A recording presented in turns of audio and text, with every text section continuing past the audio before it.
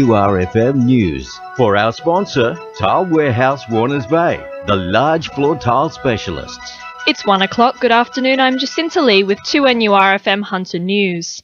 Central Coast woman Natalie Donoghue has been reunited with her family less than 24 hours after she disappeared in the lower Hunter Valley.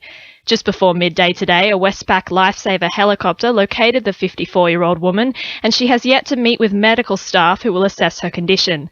Stephen Lay from Westpac Helicopter Rescue says she suffered minor injuries.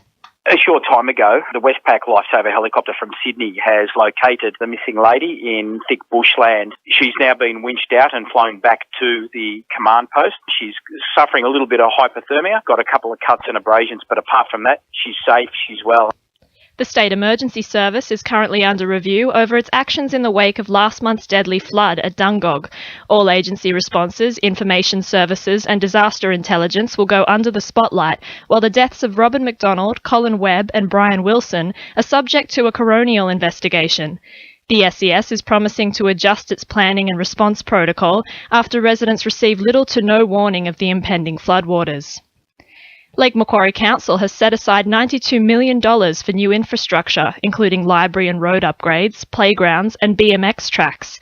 $14.4 million will be put towards land acquisition for the project, with hopes to cater for an extra 12,500 people in the area by 2025. Mayor Jody Harrison says the community are welcome to have their say. Council will be considering the Section 94 contribution plan for the Charlestown catchment. What that is a plan to levy developers for community infrastructure. There'll certainly be the plan on our website. It'll also be available at the customer inquiry counter and through our libraries. And a $26 million contract for the Glendale Transport Interchange is also on the agenda at Lake Macquarie Council's meeting tonight. Councillors will consider a tender from Darracon for Stage 1 of the interchange, which will include a roundabout, a new bridge over Winding Creek and an extension of Stockland Drive to ease traffic congestion. The work will hopefully provide access to Hunter Sports Centre and Glendale Shopping Centre. The Hunter's private sector has piped in plans to help prevent inundation at Tester's Hollow on the back of April's storms and floods. Local businessman Hilton Grudgeon is proposing agricultural land on high ground east of the lagoon be sold off and transformed into a subdivision with a C-shaped link route to Cessnock Road on either side of the township.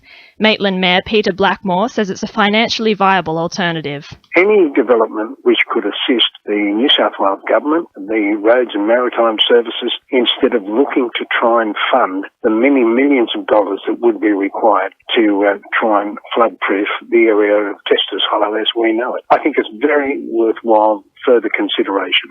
Newcastle MP Tim Crackenthorpe is calling on the state government to revoke the Crown land lease of a petrol station in Stockton. The lack of a major brand petrol outlet in the suburb is reportedly a concern for residents, especially the elderly, and it has been said that the Fullerton Street outlet is not up to code.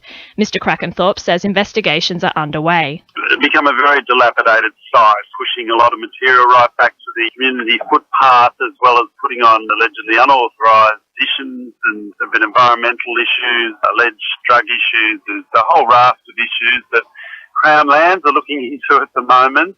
In finance, the All Ords is up 1 point at 57.25 and $1 Australian is buying 78.21 US cents. Sport for our sponsor, NewcastleCheapestCars.com.au. A depleted Brisbane Broncos side will take on the Knights at Hunter Stadium tonight. The Knights will be without Beau Scott as he prepares to play for the Blues in Wednesday night's Origin opener, but it's nothing compared to the 6 players the Broncos will be missing. Knights winger James McManus says the Broncos shouldn't be underestimated. I don't think you can view them any differently. It's been the same story for the Broncos for years. They've always, and there's always young, enthusiastic guys, getting their opportunity at this time of year, and it's their time to shine. The top of the Newcastle Hunter Rugby Union ladder remains the same, with Hamilton and the Wanderers still undefeated after 5 games. Hamilton thrashed Singleton 57-7 and Wanderers defeated Merewether 34-7.